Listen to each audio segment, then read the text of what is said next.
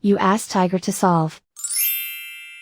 This deals with linear equations with one unknown. The final result is x equals 43/4. Let's solve it step by step.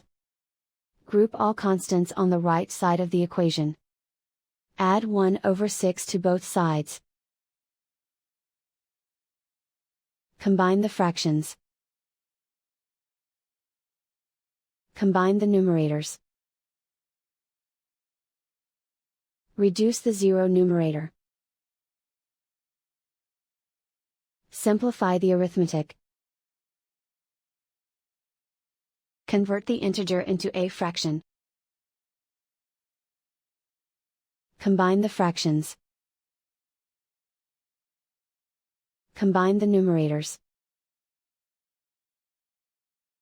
Isolate the x. Multiply both sides by inverse fraction 3/2. Group like terms. Multiply the coefficients. Simplify the fraction. Multiply the fractions. Simplify the arithmetic. And so the final result is x equals 43/4.